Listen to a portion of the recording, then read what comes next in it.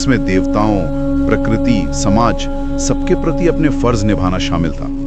यज्ञ से देवता खुश होते थे, वो बारिश करते थे, उसे अन्न उगता था और लोगों का पेट भरता था। एक पूरा चक्र था ये, कर्म, कर्तव्य और उसका फल। अच्छा, मतलब यज्ञ से ही दुनिया का संतुलन बना रहता था और वर्ण व्यवस्था इसी यज्ञ को ठीक से चलाने के लिए थी।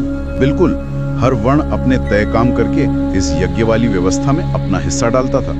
जब सब अपना अपना काम ठीक से करते, तभी यज्ञ सफल माना जाता था, समाज सही चलता था और लोगों को स्वर्ग या मोक्ष, जो भी उनकी इच्छा हो, वो मिलता था। फिर कहानी में आगे क्या हुआ? क्या शुरू की प्रजा इन नियमों को मानती थी? हाँ, बताया गया है कि शुरू में जो लोग थे उनमें बड़ी श्रद्धा थी, अच्छा व्यवहार था, मन साफ था, वो भगवान विष्णु में आस्था रखते थे और आसानी से ज्ञान पाकर मोक्ष तक पहुंच जाते थे।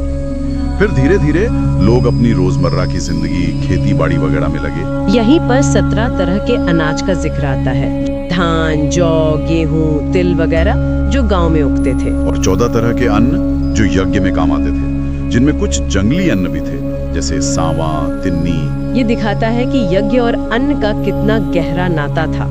यज्ञ को ही अन्न और लोगों की बढ़ोतरी का कारण माना गया। तो क्या इसी समय धर्म और नियम कानून भी बने? हाँ बिल्कुल, प्रजापति ब्रह्मा ने जगहों और गुणों के हिसाब से धर्म की सीमाएं तय की। वर्णों के लिए, आश्रमों के लिए, जैसे ब्रह्मचर्य, गृहस्थ, सबके धर्म निश्चित किए। कहा गया कि जो अपना धर्म निभाएगा उसे अच्छे लोग मिलेंगे और जो योगी होंगे उन्हें ब्रह्मधाम मिलेगा। और अगर कोई ना माने तो? हाँ, उसका भी नतीजा बताया। जो वेदों को बुरा कहे, यज्ञ में बाधा डाले, अपना धर्म छोड़ दे, उनके लिए तामिस्र, अंधतामिस्र जैसे भयानक नरकों के बारे में बताया गया। ये कर्म के सिद्धांत को पक्का करता है, जैसा करोगे वैसा भरोगे। तो अब तक हमने वर्ण, यज्ञ, अन्न और धर्म की बात की, लेकिन सृष्टि तो इससे आगे भी बढ़ी होगी।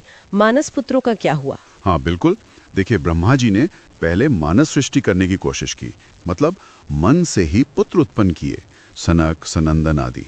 लेकिन वो तो विरक्त निकले, उन्हें सृष्टि चलाने में कोई रुचि नहीं थी। ओह, फिर तो ब्रह्मा जी को बड़ा क्रोध आया। उनके क्रोध से, उनकी भौहों के बीच से, ललाट से एक तेजस्वी विशालकाय बालक प्रकट हुआ। वो थे रुद्र। वो रो रहे थे, इसलिए रुद्र कहलाए। ये अर्धनारीश्वर रूप में थे। अर्धनारीश्वर मतलब आधा पुरुष आधी स्त्री?